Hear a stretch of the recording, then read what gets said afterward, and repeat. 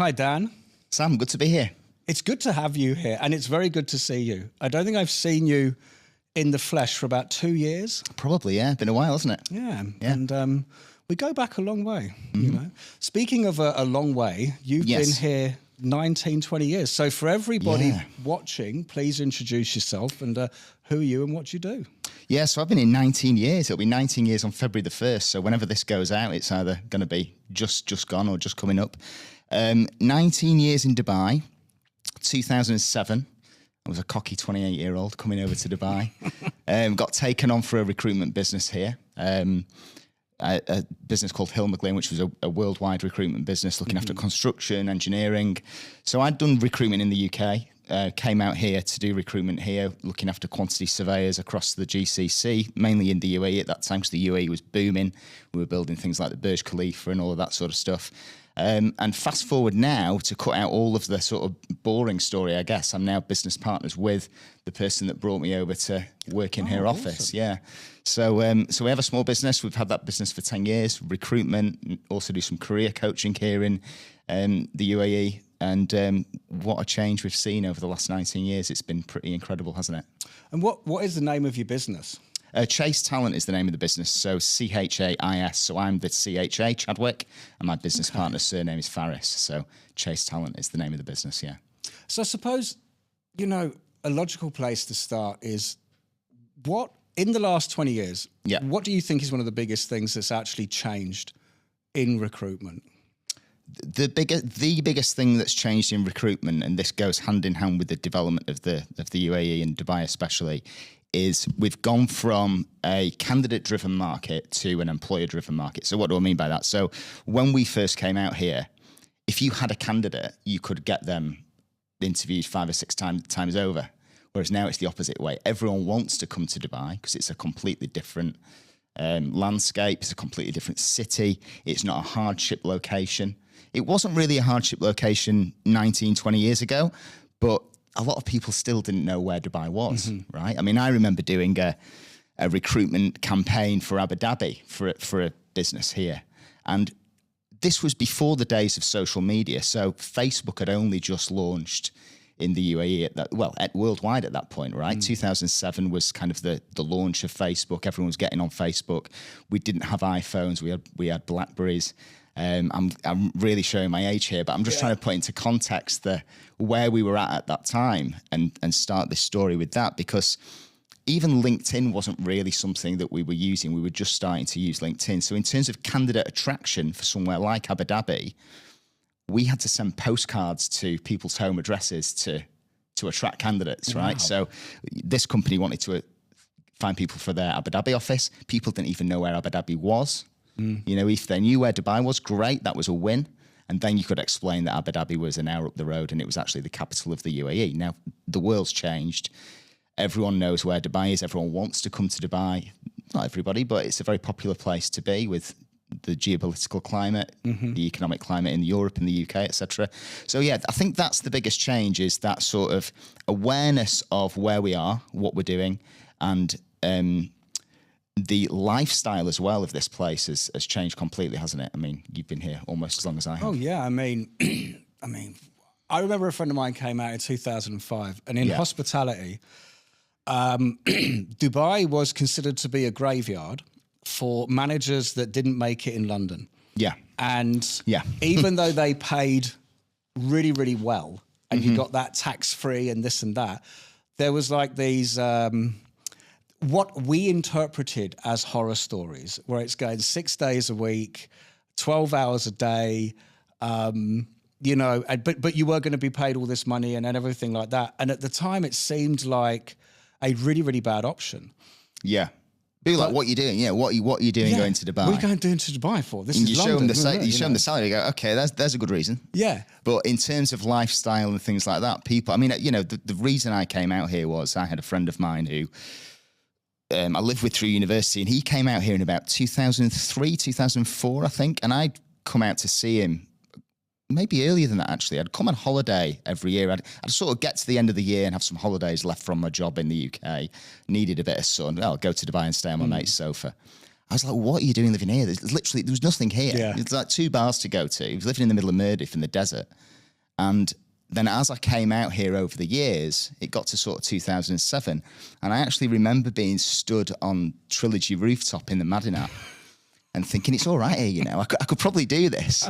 And so the next time I came out, I got some interviews, and literally the first interview, they were like, and they knew where else I was going for an interview, which was their competitor.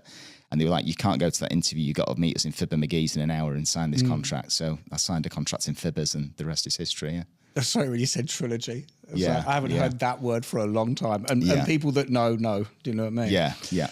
But it's even, I mean, the thing with Dubai is that they build fast.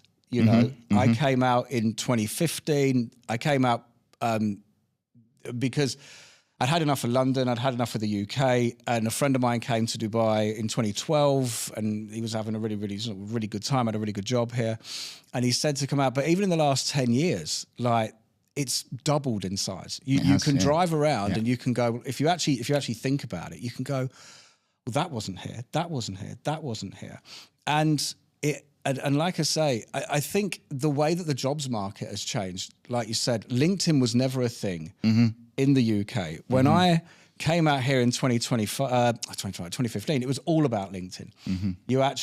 I actually remember sitting and working on a LinkedIn profile and growing it and getting the connections and everything, even before I was applying for jobs and getting on the plane. I think that one of the questions, you know, for sort of recruitment now in Dubai is, what do you think has now made people really beg to come out here? You know, we know that the weather, we know that we know that the weather, we know that the climate, we know the community. But what have you seen sort of in the last 10 years that has now made the sort of rush to come out here? I think firstly, it's a lot easier for people to come out here with the way they've changed the visas. They were absolute geniuses in COVID with the release of the freelance visa and the remote working visa and things like that. So it's a lot easier for people to come in. So you don't necessarily need a job to come here. You can be a solopreneur just to come here. And you see now there's a lot of online fitness coaches and people like that are here. We can argue whether that's good or bad for the city, and probably not the right forum to go into that, because we're here to talk about recruitment. But in terms of the proposition for candidates coming to work here, it's just an incredible city to be in. It's on a par with New York and London and places like that in terms of, you're from an F&B background, in terms of the F&B offerings that we have here, in terms of the connectivity to not only the rest of the world, but within Dubai itself. People complain about the traffic, but really it's not that bad. I mean, if you are talking about a commute in London or Manchester or whatever, I mean, I just came here today from JVC, and they've just opened up Hesse Street to 4 lanes, and that took them about 6 months to go from 2 lanes to 4 lanes. I mean, like you say, the speed of execution here is insane, and so I think people recognise that. So I think when you have been here a little bit and you are spoilt by Dubai, you maybe look at places like the UK through rose-tinted glasses a little bit, but you have to sort of sometimes pinch yourself a little bit and go, actually, this is a pretty decent place to be, and it must be because everyone is wanting to come out here from other anybody places. That's been on the London Underground in rush hour, I choose the traffic any day of the week. Yeah, exactly. Now, because obviously coming from an operations background, you're the recruiter, I'm the person recruiting. Yes. And I think candidates has become such a hot topic because of what goes into researching for candidates. What I mean by this is people now look at everyone's social media. Yeah. People now they compare into everybody's lives, they compare into their personal lives. Do you actually think that's a good or a bad thing? I think it's a little bit of a bad thing, because I think that not everybody's social media is a true reflection of themselves. In fact, I don't think anyone's is. I mean, if I was to look at my own Instagram, it's definitely not a true reflection of my life. You sort of like to think it is.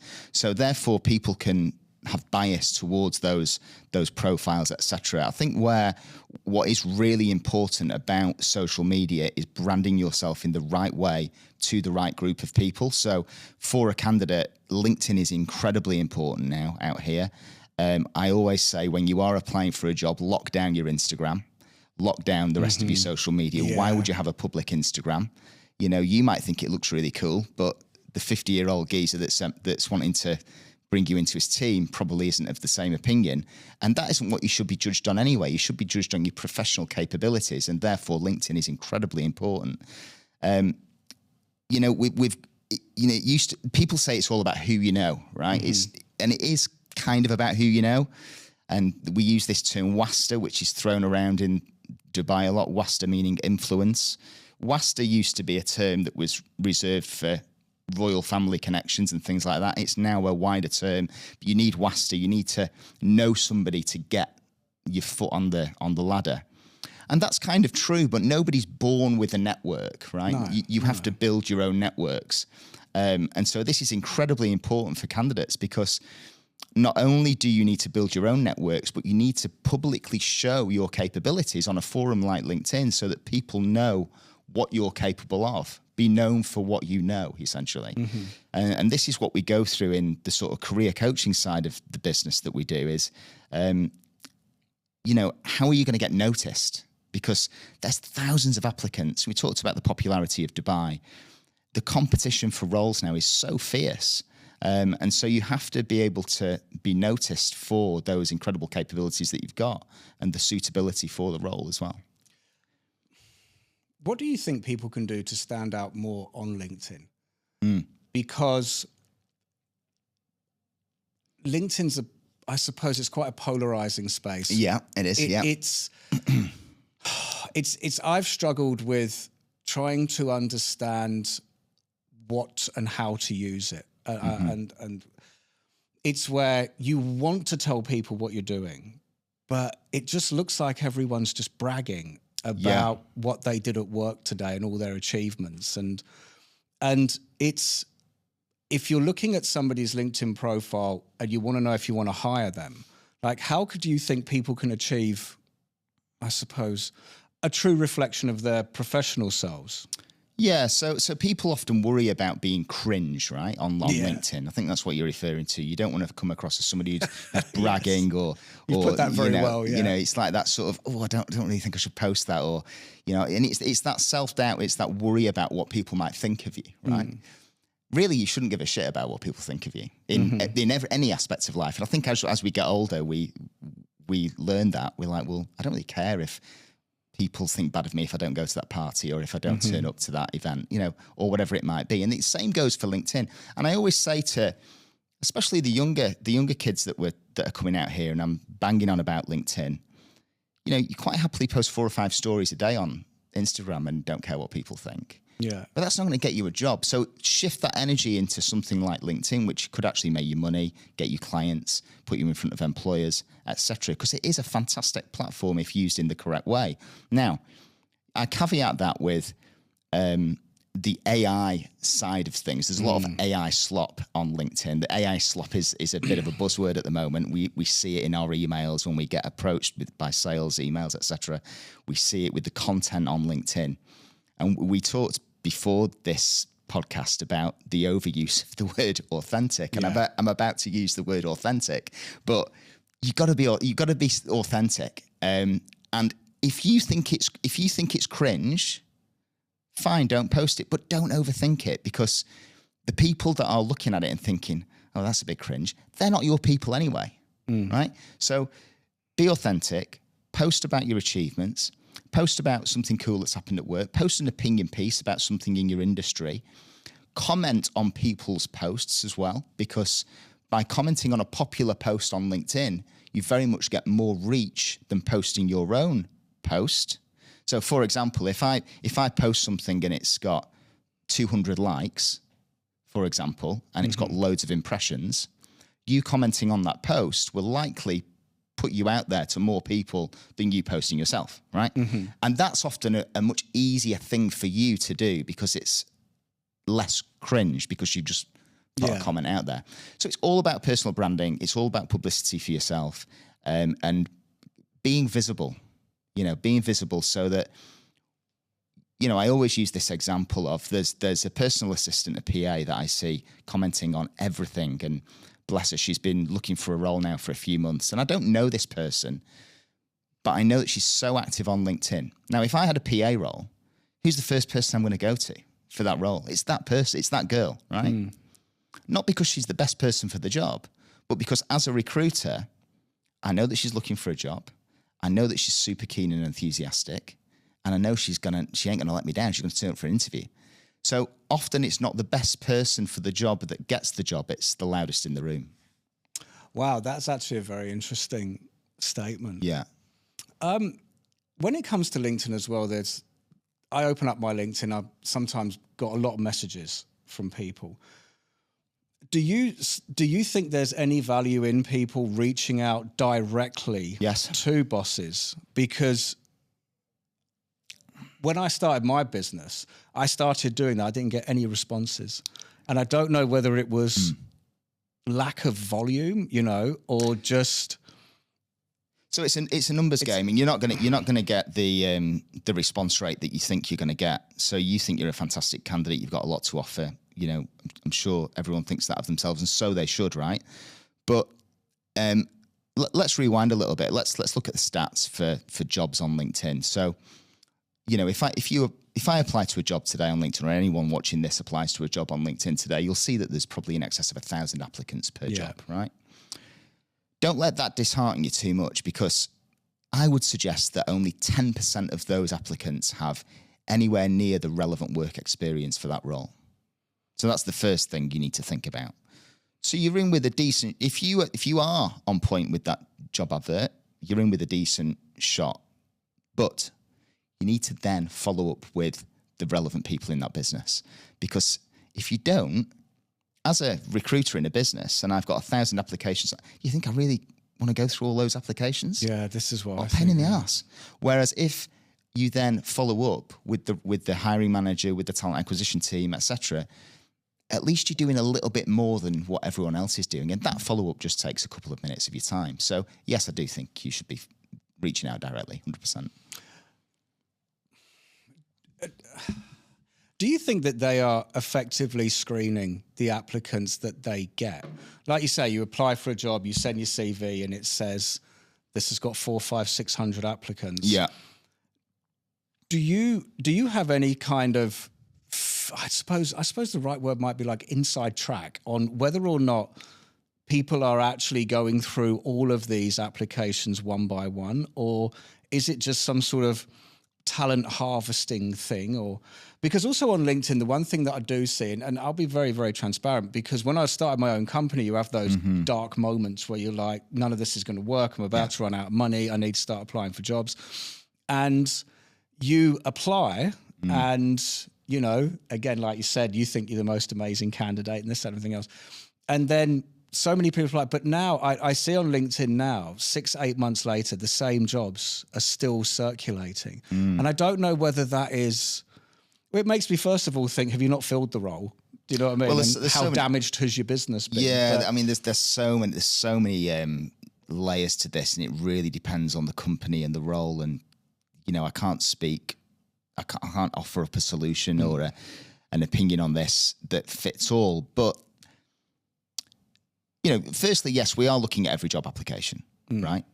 To a point. So people think that when they get knocked back, they get that rejection email straight away or at a funny time in the morning or whatever. It's all AI and ATS. There's so much crap spoken about AI and ATS. What's ATS? So ATS is an applicant tracking system. Okay. And so all it is it's a database of those CVs that apply to a job, or a database of candidates that an employer or a recruitment company will have of applicants, right? So it's a tracking system, and it tracks those applicants through the job application process. And it's also a database that they can search for future roles, or if a job comes up within the business, they'll search that database first, maybe before they even advertise a role, right? So that's what an ATS is.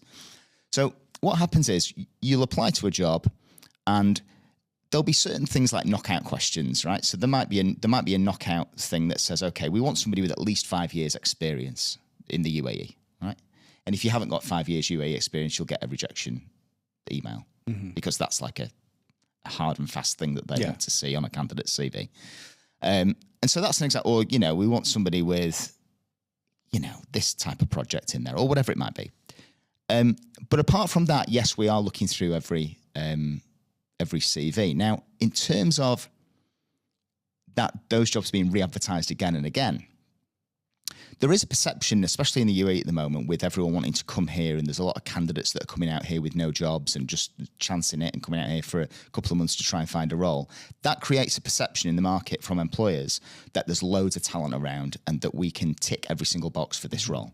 So I want somebody that's got 10 years experience, that's aged between 35 and 42, that's single, no kids, and that, is got a golden visa or something ridiculous like this, right? Yeah. Like, they're extremes, but I'm just sort of throwing it out there for the sake of this argument. So there's this perception that they can get perfection, but honestly, there isn't that much great talent in the market. And if you do get a perfect candidate, it's probably the wrong candidate, because they're going to get bored within 6 months of completing that role. There needs to be some element of development, right, for candidates to keep them excited, to keep them engaged. And so what happens then is that the employers are constantly searching for perfection and not actually taking anyone on for the roles in many cases. Do you? You're right. I've done it myself. I've reached out to recruiters and I've been extremely specific with what I'm looking for, and then you get a load of CVs, and then it's not, and you kind of look at recruiters and you go, well, I've asked for, like I said, 6'1", comes from this country, has this amount of background. And we can do that in the UAE. And, people watching outside of the country will think, ageist, racist, sexist, whatever. But that is the reality of this market. You can actually do that. And we can debate the rights and wrongs of that. But it's the illusion of choice. Mm-hmm. It's like anything, because everything's hyper accessible, right? Let's take, music, dating, all of this stuff that's online. There's this illusion of choice. So, nobody listens to albums anymore because Spotify just throws our favorite things at us. Probably we're not into artists like we used to be. Like, you used to be a fan of this band or a fan of this DJ or whatever. We just get thrown things that are cherry picked for us. And like I say, there's so much choice that there isn't any choice. No one ever actually does anything.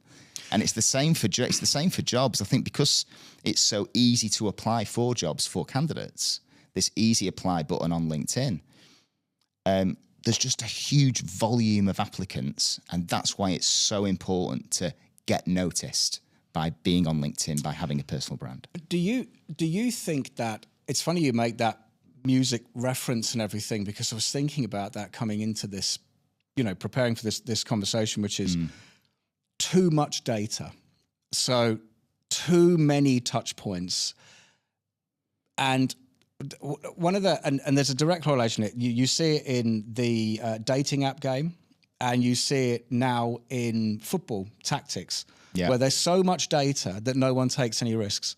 Correct. And when it comes to employment and recruitment, wildcards are some of the things I always think people should be looking for, and I definitely wanted to ask you is that, and I suppose you answered it really, which is this point about data, where AI is just saying ATS, and I'm not an expert, because what I do read sometimes is that there are AI programs that will scan CVs for people. Do you know what I mean? Now, is that ATS, or is that something, because you said ATS is more just like it will remove the metric one, like you have to have 5 years. Yeah, so if you don't. The difficulty with the there's too much data. Just going back to that point, there is too much to look at and to blame, rather than focusing on in-person connections, whether that is dating, football, or jobs, right? It's about personalities at the end of the day, right? You especially want at work, At work, right? You want somebody who's going to fit in. You want somebody likable. You're going to spend more time with them than you spend with your wife at home, right? And most of the time, it's like you need somebody that's likable. So you can look at all the data in the world, but essentially they've got to fit in with your company culture and with you as a person if you're going to be working with them or they're working for you. So I think we've lost that a little bit. And I think what comes out of that is people blaming things for why they're not getting a job. And then sort of, chances and, for want of a better word, scammers jumping on this bandwagon, or people that want to get loads of engagement on social media saying, yeah, it's because of AI and using these buzzwords, or you need to have this in your CV, or you need to use this CV template. It's all bullshit, really, because at the end of the day, like the recruitment process hasn't changed in 20 years. You know, it really hasn't changed in 20 years. Yeah, we've got a bit better with the technology, but we're not using AI to screen candidates. We're really not. We are not using AI to screen candidates. It's coming, but if you think about some of the mistakes we see just in our day-to-day ChatGPT interactions, if you think about the fact that LinkedIn has every little bit of data on you that it could have, it knows what you do, it knows probably what projects you've worked on, it knows who you've worked with, so it can form a pretty good profile for you. And we all know how good Meta and Google and all these people are at that, from Instagram, WhatsApp, etc. But even LinkedIn can't recommend the right jobs for you. Yeah. You know, you look at the recommended jobs on LinkedIn, you're like, well, hang on a minute, that's not me. So how we're not using AI to screen candidates. We're using old school methods. And I also think... Is that you? So that's your company specifically, or is that kind of the recruitment landscape in general? Yeah, the recruitment landscape in general. Because I don't think enough people know that. Yeah. I've been pitched a few AI solutions, and honestly, I've been unimpressed. Been really unimpressed with it. Yeah, I know a guy who's an F&B operator who's gone into the world of now trying to build AI recruitment tool. And he's on LinkedIn. He's a good friend of mine. He's a good guy. Do you know what I mean? Means well. But the way it's being marketed is that, you know, why risk human this? Why risk human that? And AI, this, that, and everything else. It will match you specifically. And I'm thinking that is a dangerous place to go. Because like we said earlier on, how does AI or your CV actually translate that you are going to be a good fit culturally for someone's company? Yeah, it can't. And it can't do it. Can't do it. No, you know? No, it's about human interaction, and it's about getting along with people, and that's what this is all about. You know, we're not robots at the end of the day, so. Yes, and we need to stop that from happening as well. Yeah, yeah, exactly. So when it comes to a CV, right, what do you think people should put on it in order to capture the imagination of an employer? And I say capture the imagination because you see a picture. Like, all CVs should have a picture. Do you know what I mean? Okay. I kind of subscribe to that. I don't know. You look like you might not agree with that. I agree with it, but many won't. And I think that's something we can talk about. And the reason being is that, but then I suppose, I would caveat that with, I don't know, would I caveat with that? The employer has to have an open mind. But then I suppose, now you got me thinking about it. Now it's like, when you start a business and you have a company, surely you have the right to employ who you want for your business. Well, I'm a big proponent of that. You know, my dad's always had his own business, and his dad had his own business, and so we've always. I remember my dad saying to me once, "If I want to employ this certain type of person, it's my business." Yeah. And I understand regulation, I understand fairness, and all the rest of it, but we live in an economy here in the UAE where it's driven by business, right? It is driven by entrepreneurship rather than pandering to, we should do this, we shouldn't do that. If you don't have a job, you get out. If you want to stay here, fine, right? You know, that's the way it is, okay? So I am in full agreement that, yes, you should be able to employ who you want, but I will caveat that by saying that the world is changing and that we're getting better as we get older in a lot of cases, right? So I'm seeing a lot of ageism. Yes. Right? I'm seeing a lot of ageism. Yeah. And we're all guilty of it. That sort of stereotyping people of a certain age. We want someone young, dynamic, all of those sort of cliches. But I'm a better candidate now at the age of 47 than I was at 37. I'm more tech savvy. Yeah. I'm healthier. I'm better on a Monday morning. We're a lot healthier than we used. I work twice as hard as I did 10 years ago in my own business because I'm passionate about it. So, and you know, I think of like, you know, my dad's like 72. Still, you know, he still works. Still got all his faculties, you know. And you could argue that he's got wiser as he's got older. So I think, this whole ageism thing does need to stop. But going back to what looks good on a CV. Okay, let's talk about a CV. CV should be boring. Right? Let's not have any fancy colours on there. Let's just have it just horizontally laid out, no columns. Picture, I agree with the picture. I think if it's up to you, if you feel that a picture helps, then put a picture on there. Keep it professional, obviously. But I think in this world of personal branding and accessibility, we can go on LinkedIn, right, and see your picture. I don't understand why in the UK and in Europe and in the US, people are told not to have a picture on their CV because of bias, but they're told to put a picture on their LinkedIn. Surely that's... I think it's in the UK as well where they have, I don't know if it's a regulation, but it's there, you don't put your date of birth. Oh, no, you can't put your date of birth. Yeah. No, I mean, I can work it out pretty easily. So no date of birth, no picture. Yeah. So, but then surely that, it is delicate. The problem with that is then you end up meeting somebody face to face. And the thing about face to faces is that everybody reads the first impression they get. Everyone does. Yeah. You don't acknowledge it, that, it's what people call micro expressions. So the thing is, if you actually understand what that term means and you study it for a bit, like I have spent time doing this when I was full on in operations, because you do need to be able to read someone, especially running nightclubs, you do need to read someone's face pretty quick if you've got incidences to deal with. But you feel it, if I walked in today, I haven't seen for 2 years, and you kind of like weren't actually that happy to see me. You were kind of like, oh God, I'm going to see Sam, but I do want to go on his podcast. Everything. When I walked in, you'd flash me that look, and I'd like, and you'd feel it. And it's the same way as if no one knows what you look like. No one knows how old you are. You turn up for an interview, and instantly they don't like you. Yeah, you're going to feel it. It's like you can cut out a load of wasted time by having a picture and that's knowing what someone's age. That's what I think is the most the important thing. Is that if you don't want to put a picture of yourself, my first question would be, what is it about yourself that you're not wanting to share? Yeah. Going back to the CV, I think what people need to understand as well is that you could have the best CV in the world, right? You could have the best CV in the world. But firstly, if your work experience doesn't match what that person's looking for, then the rest, it doesn't matter how fantastic your executive summary is. We're not reading this stuff. My right? CV these people that are on LinkedIn saying you've got to have this amazing thing, you've got to do this, that, the other. Fine, but I'm not reading a paragraph about how good you are at stakeholder management and how you're great working as part of a team. Tell me what you've done in your previous career that's going to add value to my company today. What money have you saved? What have you achieved? What real life outcomes have happened as a result of you and your influence within that business? That's what I want to know. And be prepared to be questioned on it. Absolutely. And also, don't list roles and responsibilities.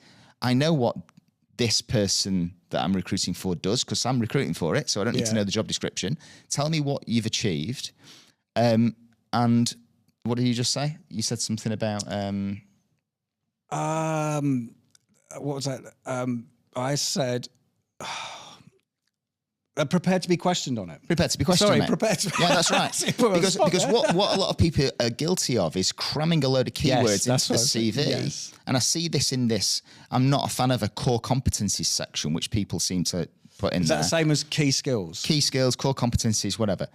Put it in there if it's something very specific, like a certain type of computer programming language or something very technical specific to your role that you think that we need to know about. But if you just throw a load of keywords in there, like business development, this, that, the other, if you've closed one deal in your entire career and you've told me you're amazing at negotiation and I question you on it, you're screwed. You're screwed. So you've got to be prepared to be questioned on it. And so let's say you've got the best CV in the world. You've then got to use the CV. You've got to speak to the right people. You've got to network properly. You've got to get it in front of people. And that's the sort of secret sauce, really, is having all of these things working in your favor. CV, LinkedIn, networking. I think there's a growing consensus with employers that most people's CVs are fluffed up, which is why I have a tendency to, if someone writes key skills, That's what I'm going after in an interview, is that if you're going to put down as a key skill, so this is a person going, this is what I'm good at. So like I've said, I've done a lot of like management training sort of lectures or seminars or whatever you want to call them. And I say when it comes to interviewing, it's like you've got to understand what an interview actually is, you know. And if I'm wrong, I'd love to say, so my sort of theoretic is, an interview is you write a CV and you're writing down you're brilliant, you know, about everything at work. Then you're going to give that CV, hopefully get a job, and then you've got to go and tell someone how great you are. But what an employer really needs to find out is who do you become at the end of a probation period? Because you still haven't got, so you get the job, but you still haven't actually got the job. You know, labour laws in such a way where a probation period means we can end it without too much fuss. Do you know what I mean? Yeah. And it's in that period, there's that subconscious where you're still trying to prove yourself. When people actually get the job, everyone drops off at least 20%. And suddenly... I always say, and this is very cynical, but I always say that an interview is a conversation between two liars. That's getting clipped up. That's really good. An interview, you are 100% correct, man. An interview is a conversation between two liars because everybody's trying to sell themselves. You're trying to. If I'm interviewing with you, you're trying to sell me how fantastic Media One is as a business to work for. Yet you know all the warts and all. You're not going to tell me that, right? You're going to tell me. You're going to tell me how great it is, right? I'm going to tell you how great I am, right? What a load of bullshit. You're 100. Right? I don't. For clarity, I left Media One about 8 months ago. But yes, but you are 100. Yes, as an example, you're 100% correct. And AI is only going to make this worse because if I'm doing a virtual interview, which is the downfall of all of us, by the way, since COVID, this virtual interviewing thing, right? If you're in the same city as the person, get them in for a face-to-face. Interviews on Zoom are this horrible. Teams calls and all the rest of it, right? There's no excuse for not getting somebody in because. All right, it's fine to prepare some bullet points and stuff on a separate screen or write down some notes to prepare for your interview, and that's good.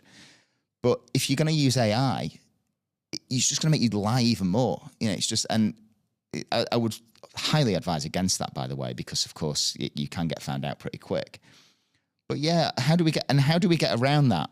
I don't really know what the answer is, to be honest. You can only take something on face value, but I think one thing that I always advise candidates to ask at the end of an interview is what does success look like 6 months down the line for this role and for the business as well?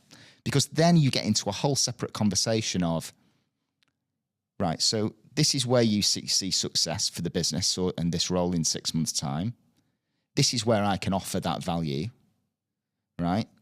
And it becomes a partnership then of talking about where we're going to go together rather than I'm good at this, we're good at this, da-da-da. And so it opens up a whole conversation then about, right, are we actually the right fit for each other? Are we aligned on the direction that we're going in for this business and for this role? I think that your statement about an interview is a conversation between two liars is nothing short of brilliant. No, I really, really do, because you are so correct where, and you know, it's not just Media One, everywhere I've ever worked, and I'd say almost everyone I've ever interviewed, you don't do it. You don't tell them. And I've not been told the truth. And the thing is that it's like, it's very similar to, I suppose, dating. You don't tell the person you've taken out for the first time what you're really like. Do you know what I mean? Of course not. You know, they find that out after the honeymoon period. It's the same with that, you know, dating apps, social media. Yeah. We're all posting our best bits, right? We're all posting our best bits out there. But my question is that, you know, from your standpoint, how much failure within candidates that get the job and then it doesn't go well is due to that one point from the employer, that they've gone to an interview and the employer has resisted to tell them, I'll put it nicely, the real challenges that they're going to face if they take the role. It's usually that way than the candidate being the bad egg, from what I've seen. But what I will say is this, I'd say that people need to have more resilience in the role that they're in. I think this, again, we'll go back to this illusion of choice. You see all these jobs being advertised on LinkedIn. you have one little challenge at work, right? Especially the you know, I don't want to be ageist, but the younger members of society will have a flap and go, well, I can go and get a job over there. If you don't let me work 2 days a week from home, I'm going to go and get a job with that. Because there's this illusion, and it is an illusion, that there's all these jobs out there, right? That you can easily go and get another job. And that's why, you know, dating apps, social media, divorce rates have gone up, because we can see, you know, there's temptation everywhere. It's the same with jobs. It's the same with music. It's the whole sort of the cons of everything being hyper accessible and out there to see. So I do think people need to build more resilience, because there will be challenges at work. There will be challenges in your career, and it's how you overcome those challenges that is really, really sort of makes you the person that you are. But I don't think, because I work in hospitality, you're surrounded by young people. Yeah. And you were once a young person, as I started when I was 20 years old. Yeah. And I think one thing I did want to circle back to, which was about that now they call it diversity, right? This is when I actually said about being very specific who you want to hire and having pictures on everything like this. I think one thing that employers don't understand is it's got nothing to do with colour and gender and background and country. But when I was in London and I was working in Planet Hollywood, because it was the West End of London and because everyone was travelling in and out of Europe, but also at that point, it was if I got to get my terminology right, it was like pre-European Union. So you had lots of Australians and everyone was there before they cut all those visas and it was just Europe. But what it brings to a team when everyone, so many different colours, creeds, cultures and genders are actually working together is something I do think employers don't understand when they're trying to go for, I need this, and this. Do you know what I mean? Yeah. And I did want to raise that because this is where it comes to data. This is where it comes to having, you know, too much data. It's about taking risks and saying, I'm going to bring you in from this. It's like when I was a bar manager. It's like I used to refer to a bar as a boy band. Do you know what I mean? And every successful boy band, they're not all the same. You've got the singer, you've got the young one, you've got the tall one, you've got the dancer, you know, you've got that. But together, they make this amazing unit. And that's one thing I think is really being missed with a lot of employers. You know, a lot of businesses will say we want, you know, people with an entrepreneurial mindset, right? You can't have a load of entrepreneurs sat in the same office or the same things, because it'd be an absolute shit fight. I mean, you know, you need plodders. You need people that are quite happy to go to work at 9 o'clock and get the hell out of there at 5 o'clock, and that's absolutely fine. You know, I'm more entrepreneurial. I want to. You know, I'm always trying to, you know, do this, do that. But you can't have a room full of those people or a business full of those people. So like you say, you do need diversity. But I think where we've gone wrong is this forced diversity that we've seen in Europe and the US. And I do think it's wrong. And I have to be careful how this is phrased, because you know me, I'm very direct and I'll speak my mind. But I think, but you know, just choose the best person for the job. Yes. That's it. Choose the best person for the job. You know, rather than trying to force, you know, a round peg into a square hole, let's just choose the best people for the job.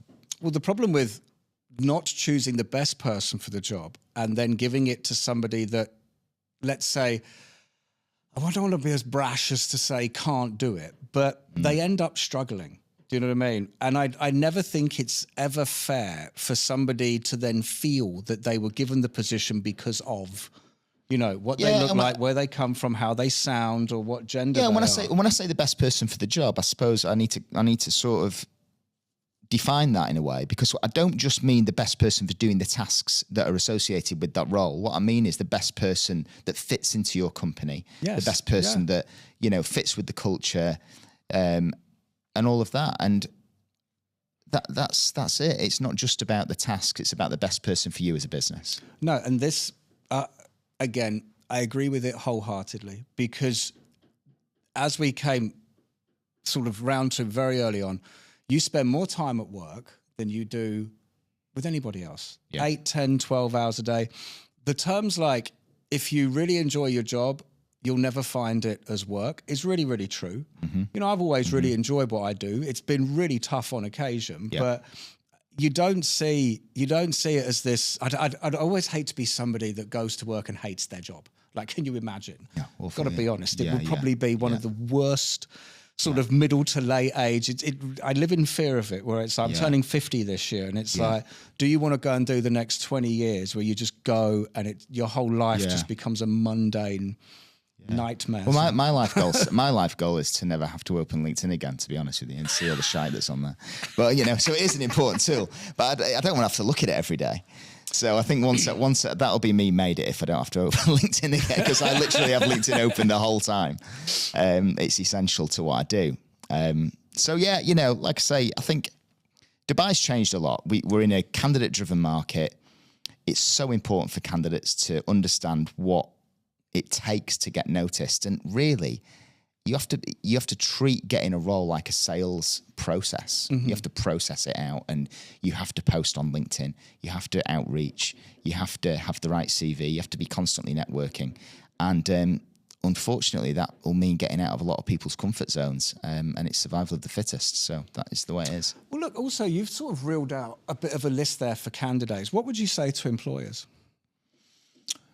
Yeah, so to employers, I would say...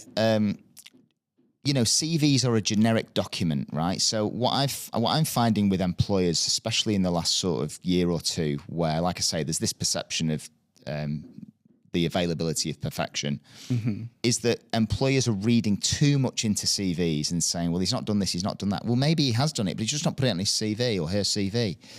It's a two, and by the way, your CV can be 3-4 pages. It doesn't matter. This whole 2-page rule is really outdated. So please don't take any notice of that. So whether it's 2-page CV, 3-page CV that the employer's looking at, ask the person, speak to them. It goes back to this whole, we're relying too much on data, right? Just speak to them, get them in, have a chat. Speak to the recruiter, get the recruiter to ask them questions. And I think if you are using a recruitment firm like us, help us to help you by giving us the information. I insist on meeting every employer that I work with, whether that's on a Teams call or face-to-face. I will never work with an employer that just gives me information over the phone, because we're just going to go round and round and round. For half an hour of your time, I can get so much information that will enable me to find the best person for your business. And that's really important. As the more information you can give around what you're looking for, the better it is. And I also think that to employers, addressing employers here, you're employing a recruitment consultant, but very often you're not allowing them to advise you or take on their advice. You wouldn't go to a fitness coach and they say, well, you need to do this exercise to get, a bigger bum or whatever, and then not do it. You take on their advice because they're the experts. If we say that what you're looking for is a unicorn, or it's basically not possible at that salary level or whatever, then have the conversation. Don't just say, well, that's what we're looking for, find it or not. We know the market inside out, and so you have to respect that a little bit and take on board our advice. It's a very, very good point, because you're right. That, again, I can hold my hands up to it. I've done it myself, where you get a consultant, but you're just telling them what you want and then not listening to them. Yeah. Now, funnily enough, we're getting towards the end. I wanted to ask you, as a recruiter, now, we've mentioned AI, right? Yeah. And everyone's living in this fear that AI is going to come along and take everyone's jobs and everything like that. Now, as a recruiter that's relying on the jobs market, what is your, do you research it? Do you keep your eye on it? Do you not pay any attention to it? To what? Sorry, to what jobs AI is starting to affect? Are you seeing CVs where you're thinking to yourself, that's just not there anymore? Or are you advising any candidates to... I don't think we're quite there yet. I don't think anyone's wholly putting their trust into AI. What I am seeing, especially in the UAE, is a lot of offshoring, right? So we're seeing a lot. What do I mean by offshoring? Having these centers in Philippines, India, Pakistan, etc., where they will have their certain capabilities of that business will be offshored into those locations. So we're seeing a lot of that with shared services like finance, HR, maybe some of the design elements as well, and sort of, head down office work is going to be based out there. In terms of AI, I think it's coming, but I think I'm not sure we're anywhere near as close as people think we are to AI having a major impact on the job market. I really don't. When do you think it will? Like, what's your you know? I think it's probably going to be, the next 5 or 10 years will be interesting. I think probably over the next 5 years, we'll start to understand a bit more what people are going to rely on AI for. Because in theory, you could rely on it for loads of different things. Yeah. But it's what people want to rely on it for. I still want to go. Yeah. I still want to go and see a doctor. I still want to sit down with the marketing person and have it explained to me. I still want to, you still want to probably have a recruiter or a career coach or a fitness coach as a human being rather than the AI on a screen. So, yeah, it'll be interesting to see what happens. Well, look, I mean, like I say, we're coming close to the end. So I know you from another world, do you know what I mean? Which is your love of music and your love of DJing. And I did want to ask, just every time I sort of see you online and that, you're always bouncing around with Christians. So how's that all going? Yeah, it's been going well, yeah. I mean, we're both quite lucky in a way because we both have our full-time jobs, so we pick and choose what we do and how we do it in terms of the gigs that we do. So, yeah, we just choose great gigs. We don't need to do it for the money, so we just do the occasional boat party. We do some fantastic venues. We've been playing up at Zeta 77 a little bit. Where we're playing on a little private boat this Saturday. We've been doing a lot down at Loomy Beach in Quain, which is an insane venue. So that's the Quain Beach Resort, I think it's called. I might have that wrong, but there's a little spot there called Loomy Beach. So shout out to Marco and the Sunkissed guys for putting on some incredible parties there. I mean, it's just a great spot. You're looking out at the sea when you're DJing, and it's just a great spot to play music, yeah. And like I say, because you're one of what I always refer to as the old guard. Do you know what I mean? Yeah. How do you feel about the Dubai musical landscape these days? Well, it's changed. Obviously, it's changed, and you could argue it's changed for the better, for the worse. And I could sit here and be old man about it and say well, it's not like the good old days and all the rest of it. But I'm very open-minded. I think, you have to go with what the demand is, and so that's where we are. I mean, we've got some incredible big DJs coming over. Yeah.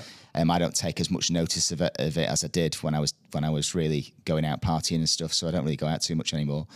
But there is something for everyone. Although I would say that there is this. There does seem to be a situation where we've only got big venues and big DJs, and I think this is representative of a lot of things across the world. I think in London and places like that, we're getting back to small clubs and cool parties. But we went through a little bit of a stage where, especially post-COVID, where, or even pre-COVID as well, where festivals took over. So kids weren't going out anymore. They were sort of saving up their money and just going to like 2 or 3 festivals in the summer and weren't going out the year round. So city centres have taken that hit. And I think Dubai, in a way, has done that with the opening of these big venues, whereby it's quite, we used to put on little parties at rooftops and things like that. It's difficult to do that now because people want to go to these big venues and it's all about occasion. It is. Yeah. Well, look, I've had a great time, and I'm really glad that we did this because I think, like I said, recruitment is so layered because there's a lot of people that I think so many things you've said will resonate with a lot of people because there is that thing about people are getting jobs, then they're leaving, loyalty's getting lower. It's all grass is greener on the other side. Yeah. CV's not. Your statement about an interview is conversatory. It will stay with me forever. That's brilliant. Yeah. But in true Tasty Humans fashion, it's like if there's one line or one statement you want to make about anything regarding the business to people watching, if you could only tell them one thing, life lesson. Well, pick anything, whether it's to the employers, the employees, or anything. Like I leave it very, very open. Yeah, I wouldn't say it's a lesson for employers or employees, but I would say if you want to do something, then execute. Always do it.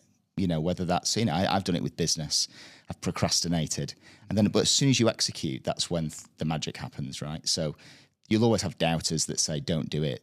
Have you thought about this? Have you thought about that?" And it doesn't just go for business. I think it goes for life, right? If you want to take that trip to Thailand, take it. If you want to tell a girl how you feel about her, tell her how you feel about her. Yeah.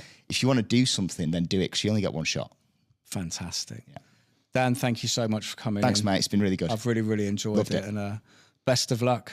Thanks.